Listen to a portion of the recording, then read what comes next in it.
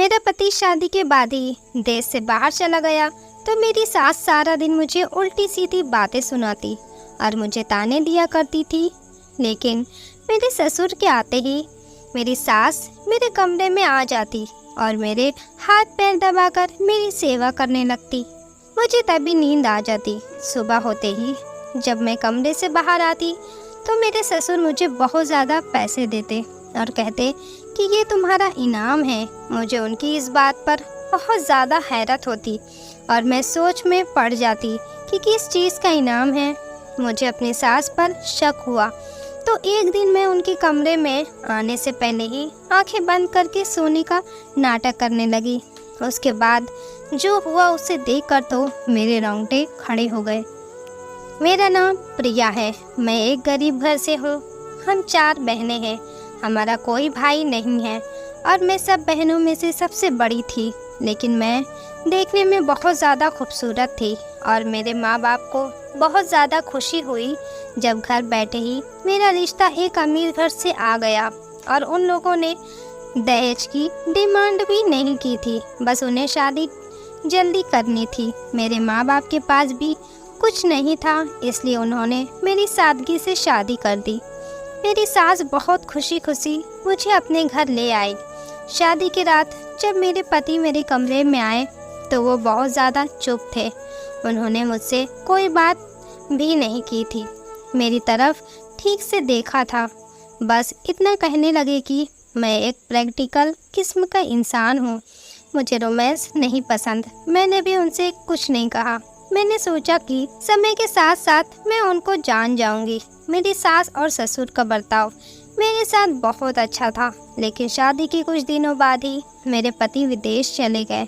उनके जाने के बाद मुझे पता चला कि मेरी सास एक बहुत खतरनाक औरत है। अब वो सारा दिन मुझसे घर का काम करवाती रहती थी। मैं सारा दिन घर के कामों में लगी रहती और मेरी सास मेरे हर काम में ऐब निकालती। उनका ये बर्ताव मेरे साथ जब शुरू हुआ था जब मेरा पति काम के लिए विदेश चला गया था। मेरे पति के सामने मेरी सास मेरे साथ बहुत अच्छे से रहती थी। मेरी शादी को अभी कुछ ही महीने हुए थे और इन दिनों में मैं समझ गई थी ससुराल वाले बहुत संगा दिल और तकियानोसी किस्म के इंसान है। मेरी सास ने मेरे पति के जाने के बाद किसी बहाने से नौकरानी को घर से निकाल दिया और कहने लगी कि वो सफाई से काम नहीं करती है। नौकरानी के जाते ही घर की सारी जिम्मेदारी मेरे ऊपर डाल दी। मैं जब भी घर की सफाई लगाती तो मेरी सास मुझसे कहती, तुमने ठीक से सफाई नहीं लगाई, दोबारा सफाई लगाओ। वो दिन भर मुझे काम में लगाए रखती थी। लेकिन रात को जब मेरे ससुर के आने का समय होता तो वो मुझसे कहती, अपने कमरे में जाओ और हाथ मुंह धोकर तैयार हो जाओ। मैं अपने कमरे में चली जाती और तैयार हो जाती और नया जोड़ा पहन लेती।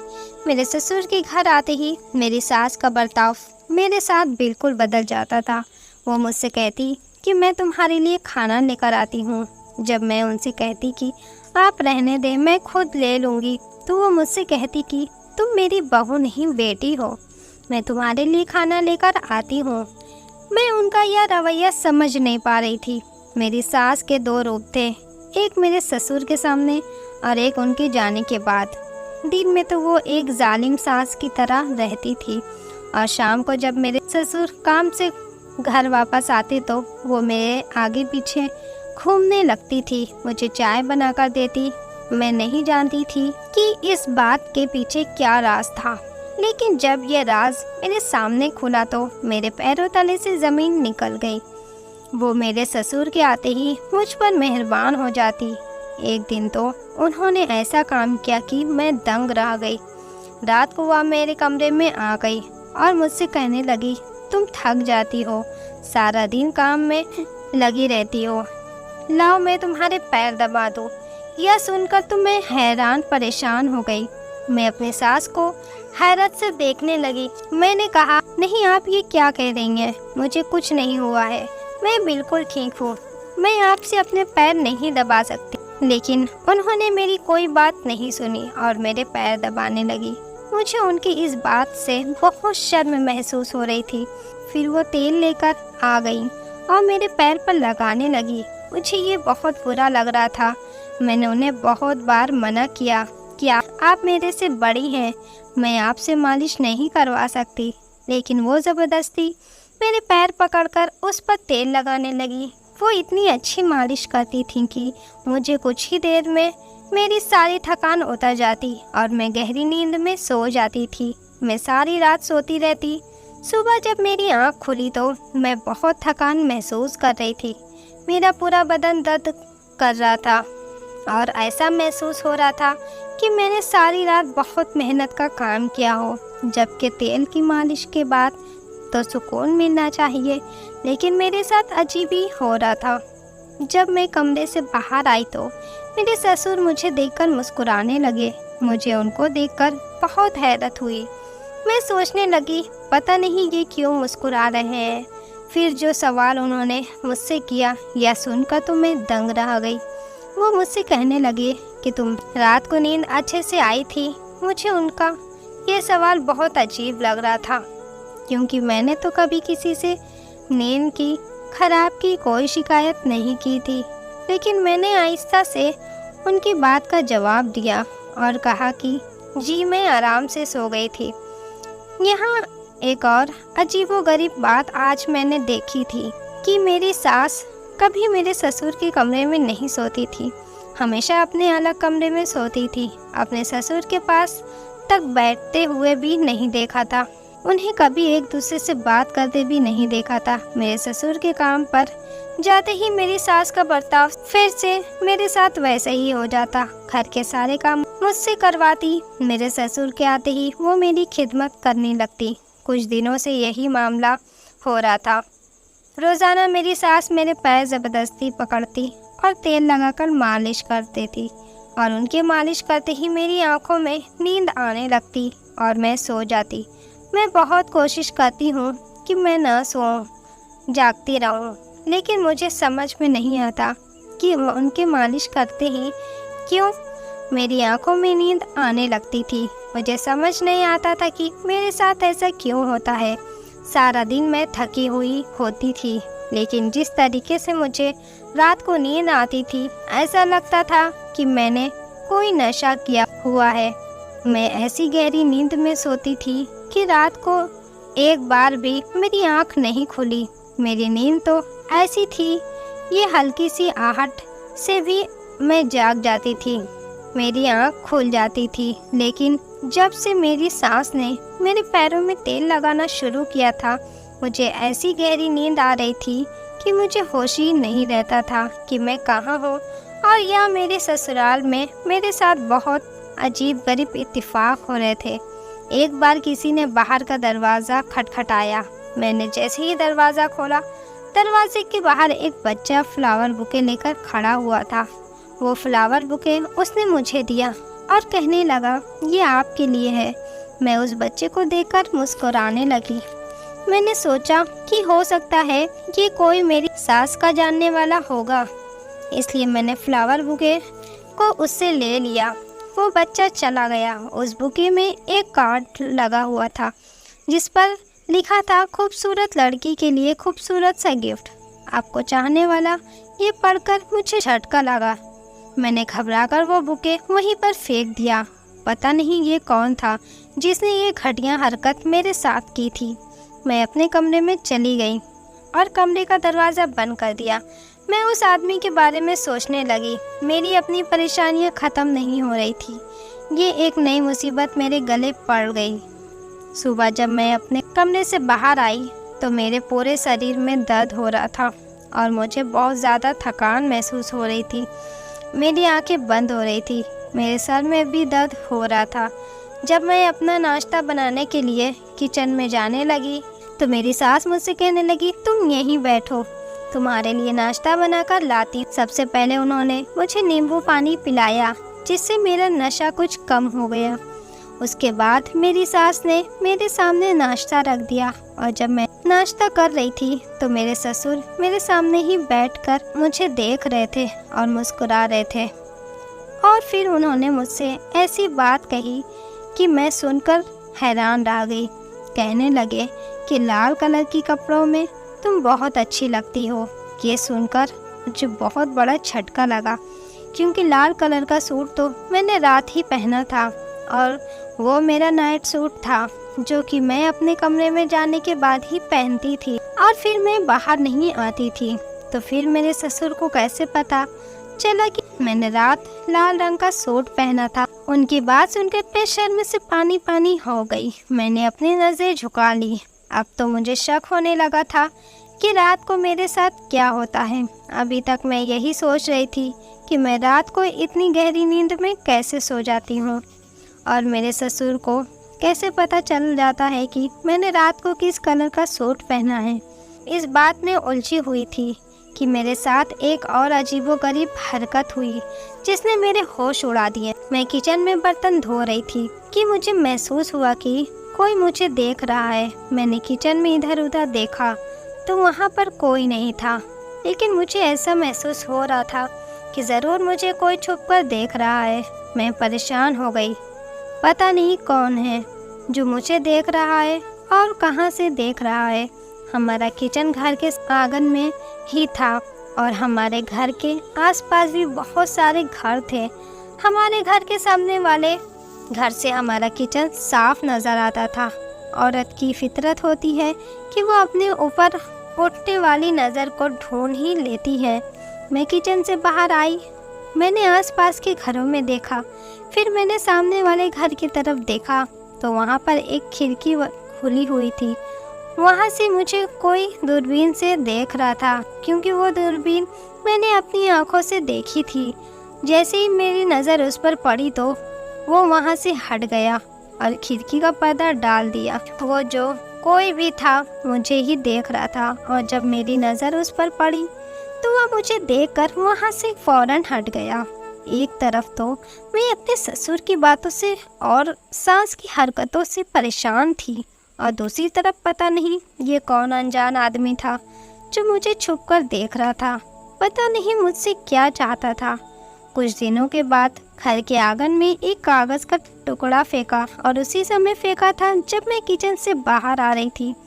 मुझे वो कागज़ का टुकड़ा नज़र आया तो पहले तो मैंने उसे नज़रअंदाज कर दिया, लेकिन फिर मैंने सोचा कि कहीं मेरी सास की नज़र इस पर ना पड़ जाए।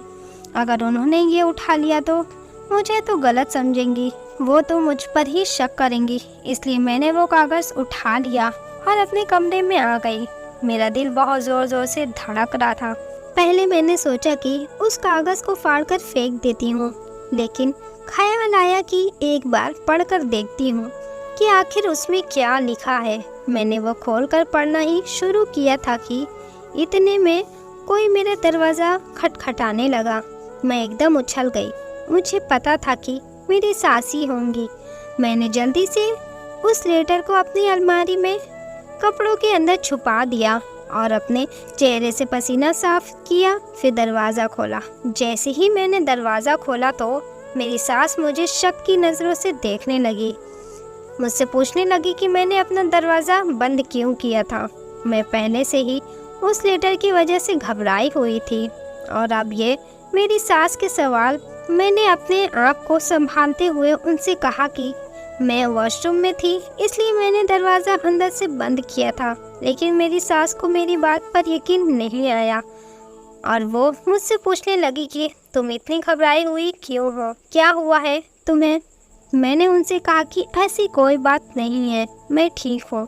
फिर वो मुझसे कहने लगी कि चलो लेट जाओ, तुम सुबह से काम करके थक गई होगी, मैं तुम्हारे पैर की मालिश कर देती हूँ। मैंने उनसे कहा कि आप क्यों रोज़ रोज़ मेरे पैरों की मालिश करने आ जाती हैं, मुझे अच्छा नहीं लगता आपसे अपने पैरों की मालिश करवाना। लेकिन वो मेरी कोई बात सुनने को तैयार नहीं थी। यही आज मैंने भी पक्का इरादा कर लिया था कि मुझे उनसे अपने पैरों की मालिश नहीं करवानी, क्योंकि मेरा दिल कह रहा था कि जिस तेल से वो मेरी मालिश करती हैं उसमें ही कुछ ना कुछ गड़बड़ है। जैसे ही वो तेल लगाने के लिए आगे आई, मैंने अपने पैर पीछे कर लिए। मुझे अंदाज़ा नहीं था कि वो मेरी इस हरकत पर मुझ पे इतना गुस्सा करेंगी। वो कहने लगी कि अगर तुमने मेरी कोई बात टाली तो तुम देखना मैं तुम्हारे साथ क्या करती हूँ। अभी तक मैं तुमसे प्यार से कह रही थी, अगर तुमने मेरी बात नहीं मानी तो मैं तुम पर हाथ भी उठा सकती हूँ। मुझे उनकी बात सुनकर डर लगने लगा। मैंने अपने पैरों को आगे कर दिया और वो मेरे पैरों की मालिश करने लगी। हर बार की तरह उनकी मालिश करते ही मुझे गहरी नींद आ गई। मैं अपनी ज़िंदगी से बहुत परेशान हो गई थी। सुबह जब उठकर अपने कमरे से बाहर आती तो मेरे ससुर के सवाल मुझे परेशान करने लगे थे। कभी वो मुझसे कहते कि तुम आज बहुत खूबसूरत लग रही हो, तो कभी कहते कि तुम्हारे खुले हुए बाल बहुत अच्छे लगते हैं। मुझे उनकी ये बातें बहुत ज़्यादा परेशान कर रही थी, लेकिन मैं किसी से कुछ कह नहीं सकती थी। कभी कभी तो मैं अपने कमरे में जाकर रोने लगती। जब से मेरा पति विदेश गया था, एक बार भी मेरी खबर भी नहीं ली थी। मेरे पास मोबाइल भी नहीं था जो मैं उससे कांटेक्ट कर लेती। जब मैं अपने सास से कहती कि मेरे पति से मेरी बात करा दे, तो वो मुझसे कहती कि वो काम में लगा हुआ है, अभी तुमसे बात नहीं कर सकता। मेरी शादी को 4 महीने हो चुके थे, लेकिन मेरे पति ने अभी तक एक बार भी मुझसे बात भी नहीं की थी। शाम को जब मैं सब काम से फ्री होकर अपने कमरे में आती तो सोचने लगती, पता नहीं मेरा पति कैसा इंसान है कि मुझसे बात भी नहीं करता। क्या उसे कभी मेरा ख्याल नहीं आता? यही सब सोच रही थी कि अचानक से मुझे उस लेटर की याद आ गई। मैंने उठकर अपने कमरे का दरवाज़ा बंद किया और अलमारी से वो लेटर लेकर पढ़ने लगी। उसे पढ़कर तो मेरे होश उड़ गए। उसमें लिखा था कि वह मेरे बारे में सब कुछ जानता है और वह मुझे कुछ बताना चाहता है, और उसमें यह भी लिखा था कि वह मुझे पसंद करता है। मैं बहुत बड़ी मुसीबत में फंस चुकी हूँ। वो कह रहा था कि वह मुझे हर समय अपनी खिड़की से देखता रहता है और उसे मेरी हालत पर बहुत तरस आता है। उसकी बातें पढ़कर तो सोच में पड़ गई कि वो मेरी हालत के बारे में कैसे जानता था। उसे कैसे पता चला कि मैं किस मुसीबत में हूँ। ना चाहते हुए भी मेरी आंखों से आंसू बहने लगे। मेरे माँ बाप बहुत गरीब थे। मेरी और मेरी छोटी बहन थी, इसलिए मेरी माँ ने मुझे समझाकर भेजा था कि मैं कभी भी अपने ससुराल वालों से लड़कर घर वापस नहीं आऊँ, क्योंकि उनके ऊपर अभी मेरी बहनों की जिम्मेदारियाँ थी। इसलिए मैं अपने मायके भी वापस नहीं जा सकती थी। मेरे पास कोई नहीं था जिससे मैं अपना गम कहा सकती थी। मेरे ससुर की बातों से जो ख्याल मेरे दिल में आ रहे थे बहुत ज़्यादा गलत थे। इस समय मैं बहुत तकलीफ़ में थी और जो कोई भी मेरी परेशानी समझ लेता और 2 बोल मुझे तसल्ली के बोल देता, उससे मैं अपना समझ लेती। न चाहते हुए भी मैं किचन से बाहर निकलकर आंगन में खड़ी हो गई और उस खिड़की की तरफ देखने लगी। सामने खिड़की का पर्दा हटा हुआ था। वो आदमी दूरबीन से मुझे देख रहा था। मैंने अपने आंसू साफ किए और अपने कमरे में चली गई। ऐसी हालत में मुझे अपने पति की बहुत ज़्यादा ज़रूरत थी, लेकिन वो मेरे पास नहीं था। वो तो शायद मुझे भूल ही गया था। अगले दिन फिर मुझे एक कागज़ का टुकड़ा आंगन में पड़ा हुआ मिला। मैंने वो उठाकर पढ़ा तो उसमें लिखा हुआ था कि रात को अपनी छत पर आना, लेकिन मैं रात में छत पर नहीं जा सकती थी। मैं बहुत बड़ी मुसीबत में फंस चुकी थी। मेरी सास तो रात को भी मेरा पीछा नहीं छोड़ती थी। एक बार जब मैं अपनी सास की कमरे की सफाई कर रही थी तो मैंने अब उनकी अलमारी खुली हुई देखी। मैं उनकी अलमारी की तरफ बढ़ी। जैसे ही मैंने उनकी अलमारी खोली, एक फाइल आकर मेरे पैरों में गिर गई। मैंने उठाकर देखा तो उसमें घर की कुछ कागजात थे और एक तलाकनामा भी था। अभी मैंने उसे पढ़ा ही नहीं था, मैं सिर्फ उसे देख ही रही थी कि इतने में मेरी सास कमरे में आ गई। उसने मेरे हाथ से वो फाइल छीन ली और गुस्से में मुझसे बोली कि तुम मेरी अलमारी की तलाशी ले रही हो। मैंने कहा नहीं, मैं तो सिर्फ सफाई कर रही थी। आपकी अलमारी खुली हुई थी तो मैं बंद करने के लिए आ गई। ये फाइल तो खुद ही मेरे पैरों में गिर गई थी। वो कहने लगी कि ये मेरी फाइल है, तुम आओ, तुम जाओ यहाँ से। मैं कमरे के बाहर आ गई। मैं सोचने लगी कि मेरी सास ने अपना कमरा अलग कर रखा है और मेरे ससुर को भी अपने करीब नहीं आने देती। मेरे दिल में ये ख्याल आने लगा कि शायद मेरी सास और ससुर की तलाक हो चुकी है और मेरी सास ये बात मुझसे छुपाना चाहती है। लेकिन अगर ऐसा होता तो वो इस घर में कैसे रह सकती थी। मैं जितना अपनी सास और ससुर के बारे में सोचती उतना ही उलझ कर रह जाती। आज रात मैंने सोच लिया था कि मैं अपनी सास से अपने पैरों की मालिश नहीं करवाऊंगी, इसलिए मैंने अपने पैरों पर पहले से ही वैसलीन लगा लिया था ताकि वो तेल मेरे पैरों में असर ना करे और उसका नशा मेरे ऊपर ना चढ़े। रात को जैसे ही मेरी सास तेल लेकर मेरे पैरों की मालिश करने के लिए आई तो उनके तेल लगाते ही मैं सोने का नाटक करने लगी। उन्हें लगा कि मैं सो गई हूँ तो वो मेरे कमरे से बाहर चली गई। कुछ देर बाद मेरा ससुर मेरे कमरे में आ गया और मेरे कमरे का दरवाज़ा अंदर से बंद कर दिया। मैं सोच भी नहीं सकती थी यहाँ मेरे साथ यह सब घटिया काम किया जा रहा है। जैसे ही मेरे ससुर मेरे पास आया तो मैं घबराकर उठकर बैठ गई। मुझे जागता हुआ देखकर मेरे ससुर पीछे हट गया। मैंने उससे कहा कि आपको शर्म नहीं आती मेरे साथ ऐसा गंदा काम करते हुए। मेरी सास भी मेरे कमरे में आ गई। वो भी मुझे जागता हुआ देखकर हैरान होने लगी। मैंने अपने ससुर से कहा कि मैं आपकी बेटी जैसी हूँ और आप मेरे साथ ये पाप कर रहे हैं। वो अपनी नज़रें झुकाकर कहने लगे कि मैंने तुम्हारे साथ कभी कोई गलत काम नहीं किया है। मैं यहाँ सिर्फ तुम्हें देखने के लिए आता हूँ। तुम मुझे बहुत अच्छी लगती हो। मैं तुमसे शादी करना चाहता हूँ। उनकी ये बात सुनकर मेरा दिल किया कि मैं उनका गला दबा दूँ। मैंने कहा, आपको बिल्कुल भी शर्म नहीं आ रही है ऐसी बात करते हुए? मैं आपकी बेटी की पत्नी हूँ। इस बात पर मेरी सास ने मेरे ससुर को कमरे से बाहर भेज दिया और मुझसे कहने लगी कि कौन सा बेटा और किसकी पत्नी? वो तो कब का तुम्हें छोड़कर जा चुका है।